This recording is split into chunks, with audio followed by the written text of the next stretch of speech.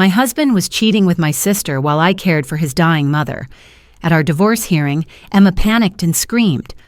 I didn't know he was using his mother's death like that.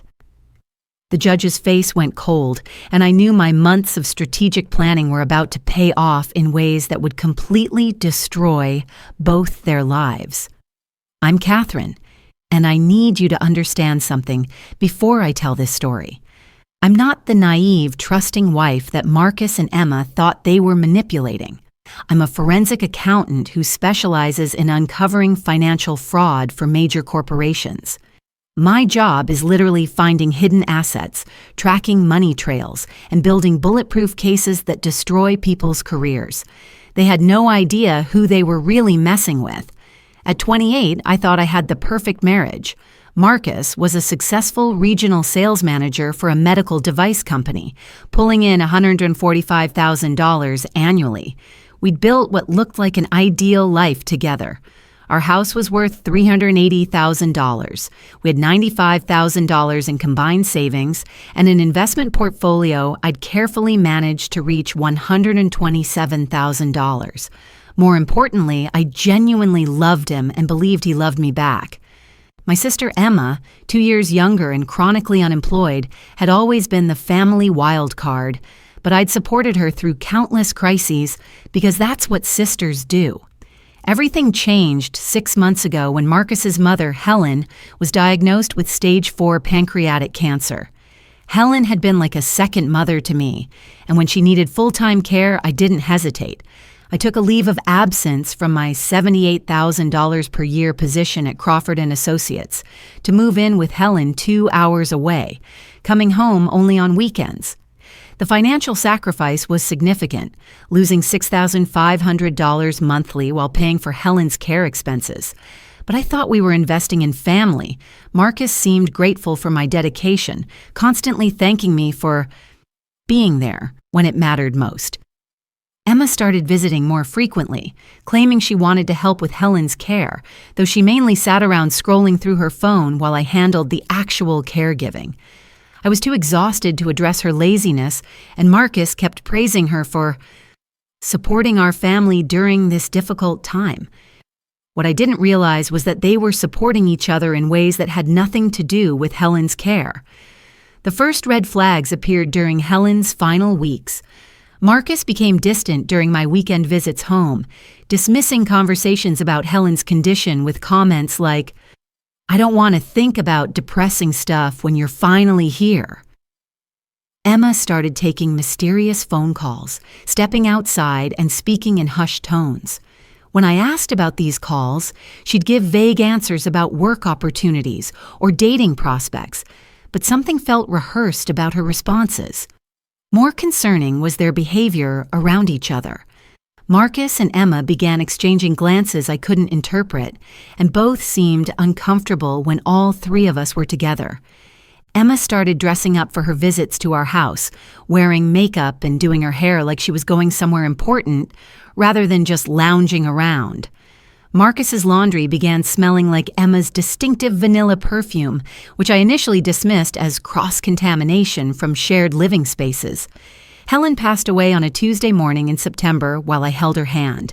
The grief was overwhelming, but I was also relieved that this terrible chapter was ending and we could begin healing as a family. The funeral was beautiful, and Emma seemed genuinely emotional about losing Helen, which touched me. I thought maybe this tragedy had brought us all closer together. I couldn't have been more wrong. After the funeral, Marcus's behavior became increasingly suspicious. He started working late 3 or 4 nights per week, always with vague explanations about big projects, and important clients. When he was home, he was constantly on his phone, stepping into other rooms to take calls. Our conversations became stilted and superficial, with Marcus deflecting any attempt to discuss our future or our relationship. Emma's social media activity also caught my attention. She began posting photos from restaurants and locations around our neighborhood, claiming she was exploring new areas. When I asked about these frequent visits to our part of town, she said she was job hunting in the area, but her explanations felt scripted. More importantly, as a forensic accountant, I'd developed strong instincts about when people were constructing false narratives to cover their tracks. 3 weeks after Helen's funeral, I found the evidence that confirmed my worst suspicions. While doing laundry, I discovered a hotel receipt in Marcus's jeans pocket from the previous Tuesday, the same day he'd claimed to be working late on a crucial presentation. The receipt was from the downtown Marriott, showing charges for room service and minibar items that totaled $127. Instead of confronting him immediately, my professional training kicked in. I decided to conduct a thorough investigation before revealing what I knew. That evening, I accessed our joint credit card accounts online and began systematically reviewing 6 months of charges. What I found was a comprehensive financial trail of betrayal that would have impressed my corporate fraud clients with its sheer audacity. The hotel charges went back 4 months, always on weekdays when I was at Helen's house. Restaurant bills showed consistent patterns of 2-person meals at upscale establishments Marcus had never taken me to. There were charges at Victoria's Secret totaling $340, purchases I definitely hadn't made.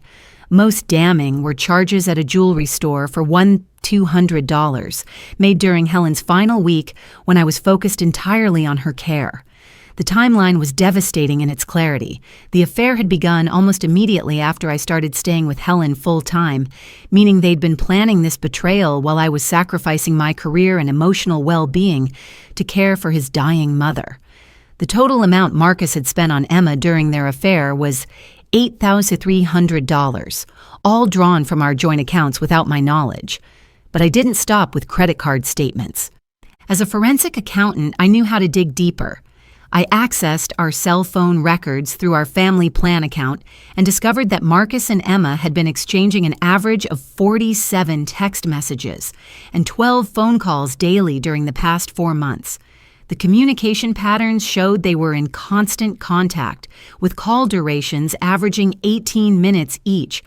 More importantly, I began documenting everything with the same methodical approach I used for corporate investigations. I created encrypted files containing all financial evidence, communication records, and timeline analyses. I took screenshots of every piece of digital evidence and backed everything up to secure cloud storage that Marcus couldn't access. My years of experience had taught me that emotional confrontations rarely produce satisfactory outcomes. But comprehensive documentation, combined with strategic planning, creates leverage that can destroy people's lives permanently. Rather than confronting them immediately, I decided to let them dig their hole deeper while I built an airtight case. I continued my weekend visits home, acting as if nothing had changed while carefully observing their behavior. Emma's frequent presence at our house now made perfect sense, as did Marcus's eagerness for me to return to Helen's house each Monday morning. The most disgusting moment came during one of Helen's final weekends. I'd come home to find Emma cooking breakfast in our kitchen, wearing what looked like one of my dresses. When I asked about it, she claimed she'd borrowed it because she'd spilled coffee on her own clothes. The casualness of her lie, combined with the intimate way she moved around our kitchen, made my skin crawl. She wasn't just sleeping with my husband, she was actively replacing me in my own home. Marcus's behavior that weekend confirmed my worst fears. He was distant and distracted, constantly checking his phone and making excuses to run errands alone. When I tried to discuss our financial situation or future plans, he'd change the subject or claim he didn't want to deal with heavy topics, while we were both grieving Helen. The day after Helen's funeral, I implemented the next phase of my investigation. Using my professional network, I hired a private investigator named David Kovash, who specialized in marital infidelity cases. David's background in law enforcement and his discretion made him the perfect choice for gathering evidence that would hold up in court proceedings. David's surveillance over the following 2 weeks provided confirmation of everything I'd suspected and more. He documented Marcus and Emma meeting at the downtown Marriott twice per week, spending 3 to 4 hours together each time. He captured photographs of them holding hands while entering the hotel, kissing in Marcus's car, and shopping together at expensive stores that Marcus had never taken me to.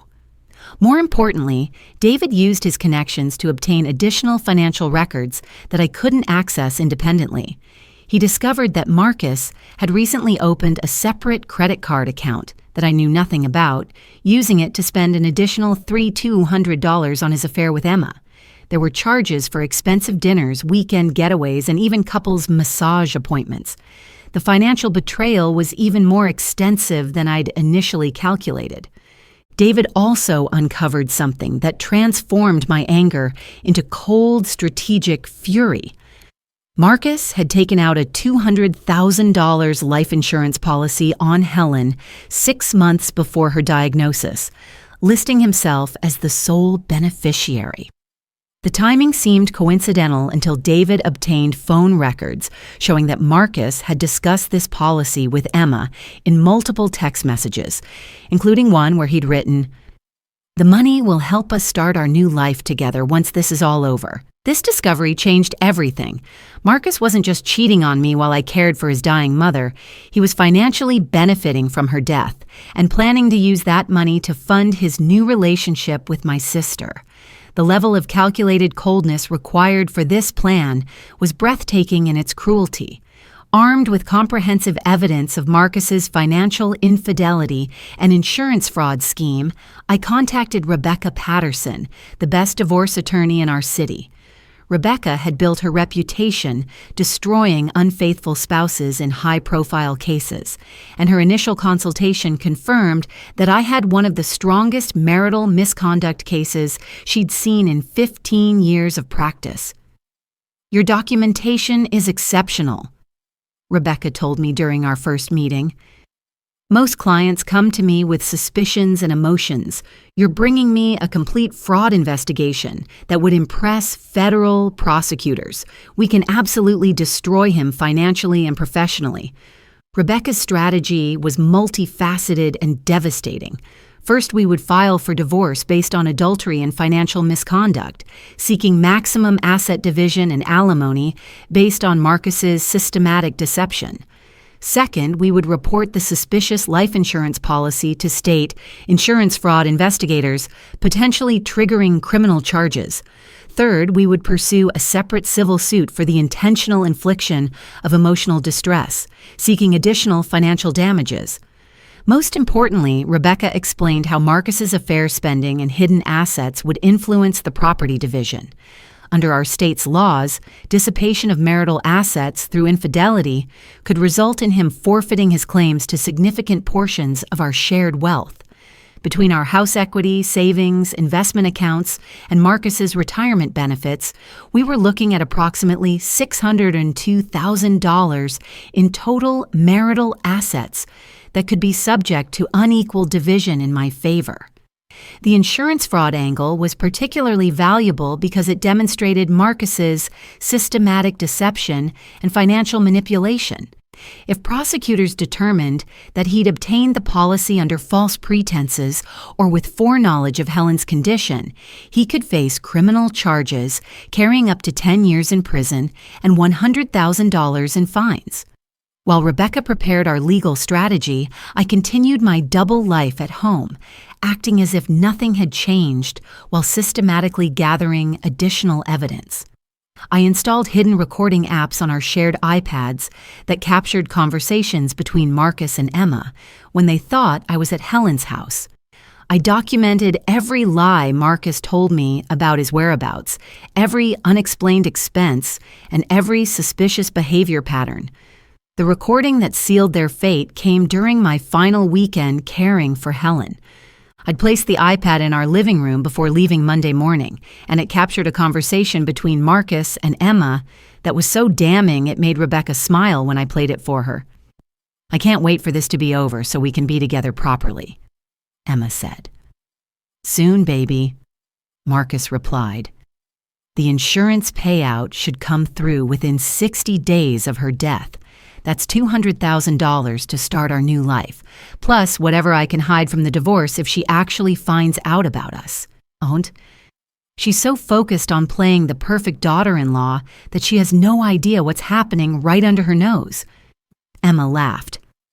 It's almost too easy. This recording provided evidence of premeditation, insurance fraud, conspiracy, and intent to hide assets during potential divorce proceedings. Rebecca immediately filed it with our motion for emergency asset protection, ensuring that Marcus couldn't liquidate or hide any additional resources before our case went to court. The confrontation came 3 days after Helen's funeral, and I orchestrated it with the same precision I used for corporate fraud investigations. I waited until Marcus returned from what he claimed was a golf meeting with clients, then presented him with printed copies of every hotel receipt, restaurant charge, and suspicious financial transaction I documented. I know about Emma, I said simply, placing the evidence on our kitchen table. I know about the hotels, the expensive dinners, the jewelry, and the $200,000 insurance policy on your mother. I also know you've been planning to hide assets from me if I discovered your affair. Marcus went pale, then tried to explain everything away as a misunderstanding. He claimed the hotel receipts were for client meetings, the restaurant charges were business expenses, and the insurance policy was just responsible financial planning. When I played the recording of his conversation with Emma, his excuses collapsed entirely. How long have you been spying on me? He demanded, suddenly angry rather than apologetic. Long enough to build a case that's going to destroy your life, I replied. I'm a forensic accountant, Marcus. Uncovering financial fraud is literally what I do for a living. Did you really think you could hide this from me? I called Emma while Marcus stood there begging me not to. When she answered, I could hear the guilt in her voice immediately. I know everything, I told her. The affair, the insurance money, all of it. Catherine, She started, but I hung up. The next morning, Rebecca served Marcus with divorce papers while he was at work, ensuring maximum professional humiliation. His colleagues and supervisors saw him being served in the company lobby, immediately raising questions about his personal conduct that would eventually impact his career prospects. Emma showed up at our house that evening, crying and begging me to understand that love can't be controlled. She had the audacity to suggest that maybe this was meant to happen, and that Marcus and I just weren't right for each other. When I told her to leave immediately, she accused me of being dramatic and claimed that family should be able to work through anything. You're right, I replied. Family should be able to work through anything. That's why I worked myself to exhaustion caring for Helen while you were seducing my husband. But you're not family anymore, Emma. You're just another person who's about to learn what happens when you betray me. I moved out that week, staying with my friend Rachel while Rebecca began the legal destruction of Marcus's life. Marcus initially tried love-bombing tactics, sending expensive flower arrangements and showing up at my new job attempting to work things out. After Rebecca sent his attorney a cease and desist letter, those efforts stopped immediately. Emma's social media activity during this period was particularly revealing. Instead of showing remorse, she seemed to think this was all some romantic drama worthy of a movie. She posted cryptic quotes about following your heart and love conquering all. Apparently believing that her betrayal was some kind of romantic destiny rather than a calculated affair. More importantly, she moved in with Marcus officially, apparently convinced that they'd won some kind of victory. According to mutual friends, she was redecorating our house and acting like the lady of the manor. This overconfidence would prove to be a critical mistake when their case went to court. The divorce proceedings were even more satisfying than I'd anticipated. Marcus hired an expensive attorney and initially tried to fight me on every point, apparently believing he could minimize his losses through aggressive litigation. His lawyer attempted to argue that I'd abandoned the marriage by spending time caring for Helen, a strategy so tone-deaf that it actually helped our case by demonstrating their complete lack of self-awareness. Rebecca systematically destroyed every argument Marcus's team presented. When they claimed the hotel charges were business expenses, she produced evidence showing they coincided exactly with my absences from home. When they tried to minimize the financial impact of his affair spending, she presented a comprehensive analysis showing he'd spent $11,500 of marital funds on Emma, while I was sacrificing my income to care for his mother. The insurance fraud investigation provided additional leverage. State investigators determined that Marcus had obtained the policy just days after Helen's initial cancer symptoms appeared, suggesting possible foreknowledge of her condition. While they couldn't prove criminal intent, the timing was suspicious enough to damage his credibility and provide evidence of his systematic deception. Emma's presence at court hearings was both inappropriate and strategically beneficial to my case. She wasn't a party to the divorce proceedings, but she'd sit in the back row wearing clothes that were obviously expensive and purchased with marital assets. Her obvious comfort with the situation demonstrated to the judge that this wasn't a temporary lapse in judgment, but a calculated relationship that had been ongoing while I was caring for his dying mother. The final hearing was scheduled for December, and I was prepared for Marcus and Emma to attend together. What I wasn't prepared for was the additional evidence Rebecca had uncovered during her final investigation. Rebecca stood up during the hearing and announced that she had new evidence relevant to the case. She'd obtained phone records and recovered text messages that showed the affair had actually begun over 18 months earlier, possibly before Helen's diagnosis. The systematic nature of their deception was even more extensive than we'd initially documented.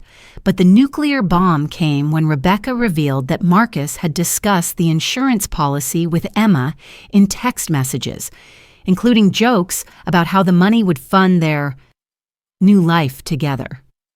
She presented evidence that they'd been not just having an affair, but actively planning their future together while waiting for Helen to die so they could access the insurance payout. The text messages were devastating. Emma had written, "I can't wait for this to be over so we can be together properly." And Marcus had responded, "Soon, baby, I promise. The money will make everything easier." These messages, sent while I was bathing Helen and managing her pain medication, showed a level of calculated cruelty that stunned even Rebecca. That's when Emma broke. She stood up abruptly and screamed, "I didn't know about the insurance policy. I swear I didn't know he was using his mother's death like that." The judge's face went cold, and the entire courtroom fell silent. Emma had just admitted in open court that she and Marcus had been planning their relationship while Helen was dying, but claimed ignorance about the financial motivation. Her outburst provided perfect evidence of their conspiracy, while simultaneously throwing Marcus under the bus to save herself. "You told me you loved me," Emma continued, pointing at Marcus. "You said we were soulmates. I thought you were just grieving and needed comfort." Marcus tried to reach for her hand, but she pulled away sharply. The sight of my sister and my husband turning on each other in open court was more satisfying than any revenge I could have planned myself. Marcus's lawyer tried to control the damage, but Emma was beyond reasoning. She ran out of the courtroom crying, leaving Marcus to face the judge's questions about insurance fraud and systematic deception without her support. The judge ruled in my favor on every significant point. I was awarded 70% of our marital assets, totaling approximately $421,000, plus 3 years of alimony at $3,200 monthly. Marcus was ordered to pay all legal fees, both mine and his own, totaling over $45,000. Most importantly, the court record would permanently document his infidelity and financial misconduct, destroying his reputation in both personal and professional contexts. The insurance investigation resulted in Marcus forfeiting the entire $200,000 payout due to fraudulent procurement. State investigators determined that while they couldn't file criminal charges, the policy had been obtained under false pretenses and was therefore void. That money was redirected to Helen's favorite charity, exactly as she would have wanted. 6 months later, the consequences of their betrayal continue to compound in ways that exceed even my strategic planning. Marcus was fired from his medical device sales position after his company learned about the insurance fraud investigation. His professional reputation in our industry is permanently destroyed, and he's currently working at a retail electronics store, making $32,000 annually. Emma left town immediately after the court hearing and is apparently working at a restaurant chain in another state. According to family sources, she and Marcus broke up within weeks of the divorce finalization, once the financial reality of their situation became clear. She's burned bridges with our entire family and has no support system to help her rebuild her life. I've returned to Crawford and Associates with a promotion to senior forensic accountant and a salary increase to $89,000. My expertise in marital asset investigation has become a valuable specialization, and I'm now consulted on complex divorce cases throughout our region. The professional network I built during my own case has opened doors to new opportunities I never would have accessed otherwise. More importantly, I've learned that my analytical skills and strategic thinking are just as powerful in personal conflicts as they are in corporate investigations. The same methodical approach that uncovers financial fraud can be used to systematically destroy people who betray your trust, ensuring they face consequences that match the severity of their actions. Helen would be proud of how I handled her son's betrayal. She always told me I was stronger than I realized, and caring for her during her final months taught me about dignity, perseverance, and the importance of standing up for yourself when people try to take advantage of your kindness. The strength she modeled during her illness became the foundation for rebuilding my life after Marcus and Emma tried to destroy it. Today, I own a beautiful condo worth $285,000, have $248,000 in savings and investments, and am building relationships based on genuine respect rather than manipulation or convenience. Marcus and Emma learned that betraying a forensic accountant is the stupidest mistake they could have possibly made. I turned their moment of temporary pleasure into years of permanent consequences that will follow them for the rest of their lives.